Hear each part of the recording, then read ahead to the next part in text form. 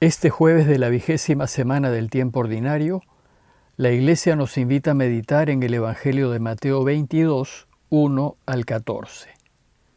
Pero también hoy, 20 de agosto, la Iglesia recuerda la memoria de San Bernardo de Claraval. A Bernardo se le considera el último de los padres de la Iglesia, aunque vivió en la primera mitad del siglo XII. De familia acomodada, se hizo monje cisterciense e hizo que prácticamente toda su familia, incluyendo a su papá, ingresase al convento. Vivió con mucha austeridad y sus enseñanzas acerca de la humanidad de Cristo y de la Virgen María han tenido enorme influencia en la Iglesia. Retomemos ahora la reflexión del Evangelio del día. Y el texto dice así: Jesús se dirigió a los sumos sacerdotes y fariseos diciendo esta parábola. El reino de los cielos se parece a un rey que celebraba las bodas de su hijo. Envió entonces a sus servidores para avisar a los invitados, pero éstos se negaron a ir. De nuevo envió a otros servidores con el encargo de decir a los invitados: mi banquete está preparado, ya han sido matados mis terneros y mis mejores animales, y todo está listo. Vengan a las bodas. Pero ellos no tuvieron en cuenta la invitación, y se fueron, uno a su campo, otro a su negocio, y los demás se apoderaron de los servidores, los maltrataron y los mataron. Al enterarse el rey, se indignó y envió a sus tropas para que acabaran con aquellos homicidas e incendiaran su ciudad. Luego dijo a sus servidores: el banquete nupcial está preparado, pero los invitados no eran dignos de él. Salgan a los cruces de los caminos e inviten a todos los que encuentren. Los servidores salieron a los caminos y reunieron a todos los que encontraron, buenos y malos, y la sala nupcial se llenó de convidados. Cuando el rey entró para ver a los comensales, encontró a un hombre que no tenía el traje de fiesta. Amigo, le dijo, ¿cómo has entrado aquí sin el traje de fiesta? El otro permaneció en silencio. Entonces el rey dijo a los guardias: átenlo de pies y manos y arrójenlo afuera, a las tinieblas. Allí habrá llanto y rechinar de dientes, porque muchos son llamados, pero pocos son elegidos. Con el relato de hoy, Mateo nos ubica en Jerusalén. Las enseñanzas a lo largo del camino han terminado, y ahora sus últimas enseñanzas las hará en Jerusalén. Es de notar que nos hemos saltado algunos textos de la lectura continuada de Mateo, pero esto con el fin de no repetir, debido a que lo que falta se leerá en los tiempos especiales de Cuaresma, Pascua y Adviento. El contexto del relato de hoy es el siguiente. Jesús ya está en Jerusalén y al llegar tuvo lugar una serie de controversias con sus adversarios. Jesús se ha venido mostrando como el Mesías que trae a Israel la salvación y la vida, pero las autoridades judías lo cuestionan y cuestionan su autoridad. Entonces Jesús va a argumentarles por medio de 3 parábolas, con el fin de enseñar que Dios le ofrece a Israel la salvación, pero Israel la rechazará. El relato de hoy es la tercera de estas 3 parábolas de rechazo, y la imagen es la de un banquete de bodas. Va dirigida a las autoridades que lo cuestionan, y así empieza el texto. Jesús se dirigió a los sumos sacerdotes y fariseos diciendo esta parábola. Veamos con detalle esta tercera parábola. Pero antes de empezar hay que indicar que Mateo ha unido en una sola 2 parábolas distintas, la de los invitados al banquete de bodas y la del invitado que no viste apropiadamente. Estas parábolas unidas buscan enseñarnos que todos estamos invitados a formar parte de su reinado, pero es necesario que vivamos apropiadamente. En la parábola el rey representa a Dios y el banquete es la imagen del encuentro de Dios con su pueblo.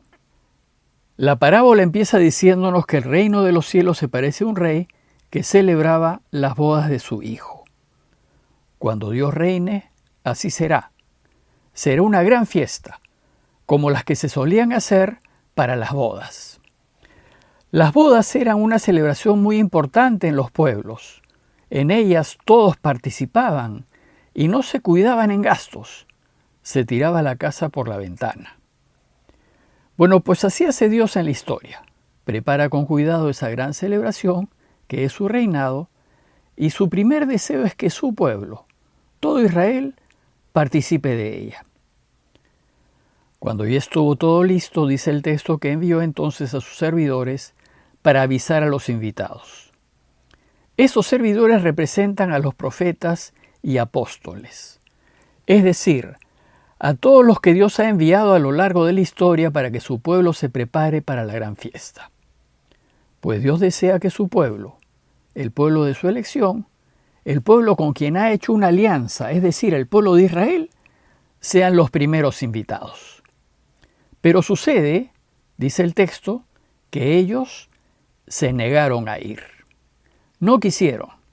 Tenían otras cosas más importantes que hacer y el rechazo a una fiesta de bodas era un gran desaire. Sin embargo, el rey no se da por vencido e insiste en su invitación. Dice el texto que de nuevo envió a otros servidores con el encargo de decir a los invitados: mi banquete está preparado, ya han sido matados mis terneros y mis mejores animales, y todo está a punto. Vengan a la boda. Esta vez Dios insiste con mucho más fuerza, haciéndoles ver que todo está preparado para la fiesta. Ha gastado mucho y sus terneros y sus mejores animales han sido sacrificados para la gran parrillada. Y les manda decir: vengan a la boda, pues toda la carne está lista. Dios siempre insistirá y nunca perderá la esperanza de que nosotros aceptemos su invitación. Sin embargo, a Israel no le importó todo el esfuerzo y el gasto que había hecho el rey para agasajarlos. Ellos, dice el texto, no tuvieron en cuenta la invitación y se fueron, unos a su campo, otros a su negocio. No les importó, dejaron a Dios plantado. Pero no solo hicieron eso, sino que se apoderaron de los servidores, dice el texto, los maltrataron y los mataron. Esto es lo que Israel hizo a lo largo de su historia. Maltrató a los profetas y a los apóstoles que Dios ha enviado para preparar a su pueblo para la fiesta. El último de ellos fue Juan el Bautista, que ellos, las autoridades del pueblo, conocieron muy bien. Y entonces, ¿qué hace el rey ante semejante desplante? Hace dos cosas. Primero, le cierra la puerta a los miembros del pueblo de Israel, pues si no quieren participar del reinado de Dios, no participarán. Y tendrán que asumir lo que significa quedarse fuera del reinado. Mateo representa esto último diciéndonos que, al enterarse el rey, se indignó y envió a sus tropas para que acabaran con aquellos homicidas e incendiaran su ciudad. Quienes libremente quieren quedarse en el reino de la oscuridad y de la muerte, allí se quedarán. Y lo segundo es que abre sus palacios a quienes aún no habían sido invitados. Dice la parábola que luego dijo a sus servidores: el banquete nupcial está preparado, pero los invitados no eran dignos de él. Salgan a los cruces de los caminos e inviten a todos los que encuentren.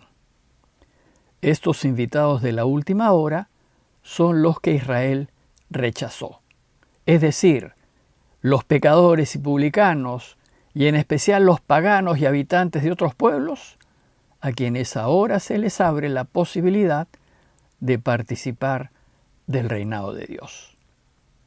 Aquí Mateo retrata la situación de la iglesia de su tiempo, que se vuelve a los pueblos gentiles porque Israel se niega a reconocer que Jesús es el Mesías, el Hijo de Dios.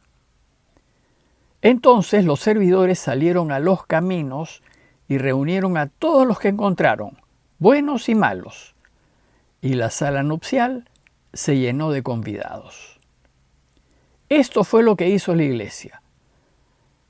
Salió a invitar a todos a participar del reinado de Dios, buenos y malos, hombres y mujeres, ricos y pobres, conservadores y liberales de izquierdas y derechas.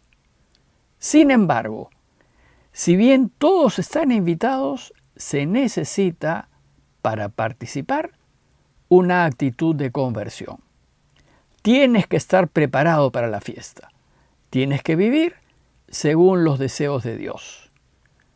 Y es aquí donde Mateo une su segunda parábola. Dice el texto: cuando el rey entró a ver a los comensales, se encontró un hombre que no tenía el traje de fiesta. Amigo, le dijo, ¿cómo has entrado aquí sin el traje de fiesta? Si bien todos estamos invitados a participar del reinado de Dios, esto no basta. Es necesario que vivamos a la luz de la justicia y de la verdad. De lo contrario, estaremos trabajando en contra de que reine. Entonces, dice el texto, el otro permaneció en silencio.